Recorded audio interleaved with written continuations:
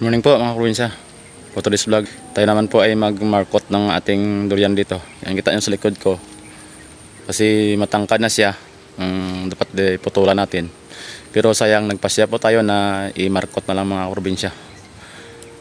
So ganoon pa rin. Tapos na po yung aking pag-markot.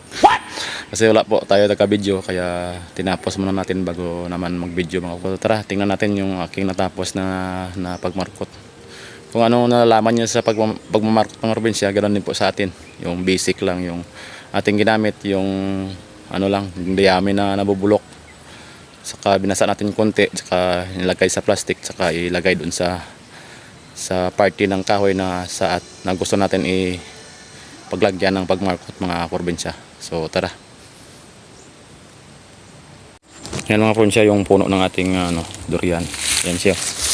Yung taba niya kasi dito sa ating munting farm may sapa yan dito, dyan sa baba na yan mga probinsya, dyan sa puno ng sagi may sapa dyan, kaya dito natin siya itinanim mga probinsya para sabi daw nila nasa malamig daw po ito tumutubo, at saka thanks God naman at tumubo siya. Dalawa pa yung tumubo mga probinsya, isa lang yung buto na tinanim ko dyan pero nagkaroon ng sanga, kaya dalawa. Saka ngayon, kasing laki na sila mga probinsya. Ayan. Ayan o, malaki na siya. Maganda daw ito i-pruning, pero nagpasya tayo na i-markot na lang para magkaroon tayo ng dalawang puno pa mga probinsya. Ayan o. Ayan, natapos natin markot mga probinsya. Yung isa sa kabila, hindi nakita kasi against the light na.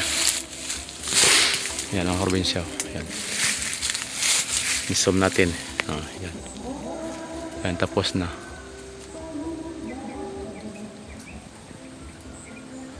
Ayan mga probinsya. Kung mag-success yan, apat na yung ating puno mga probinsya. Ganda na yung tubo niya mga probinsya. Yan. Happy tayo na nagkaroon tayo nito ng puno mga probinsya. Kasi sabi nila daw sa Mindanao lang to tumutubo. Puro happy tayo talaga na lumaki na yung sa atin dito.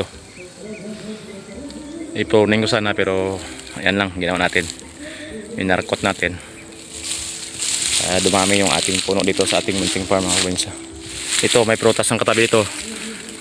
Family ito ng atis mga probinsya. Iwan ko kung anong talagang exact na pangalan nito. Yan o, atis yung mukha nito, pero malalaki sa atis mga probinsya. Yung tawagin nito sa amin, mariba yung tawag mga probinsya. Tinabi ko dito, yun o, malaki yung puno. Masarap pa to sa atis mga probinsya, parang gatas yung ano nito, yung juicy sa mga probinsya, yung laman niya. Pag biniyak mo, lumalabas na parang gatas yung katas mga probinsya. Yan o. Masarap pa yung sa iniisip nyo, char. Pero ang sarap-sarap ng mga probinsya. Yung tawagin ito sa amin, mariba. Yan, pero family ng atis sa mga probinsya. Lalaki lang sa atis yung bunga. Nasa isang kamao ata yung kalaki nito. Yung atis maliliit lang eh. Pinatabi natin dito yung tanim mga probinsya. Ayan o. Kita ba yung ating markot? Ayan o, sama na ulit. Ayan, kita pala. Ito na bali yung asing sanga, kaya natabunan yung isang markot ng mga probinsya. Ayun, kita naman. Ayan. Basic lang mag-markot ng probinsya. Ayan. Dalawa na yung ating prutas dito. Marami pa, may mga tanim yung avocado mga probinsya. Ayan o, may bunga nga yung avocado natin mga probinsya. Ayan o, ayan o. Marami sa ng bunga yan, kaya lang masyadong mainit, kaya nalanta yung ibang mga mga bunga, nalalaglag, sayang nga. Nasa 4 na piraso ata yung natira dyan. Ayan o. Doon sa taas, meron din tayo doon.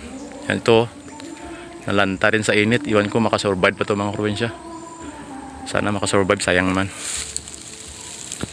Ayan o.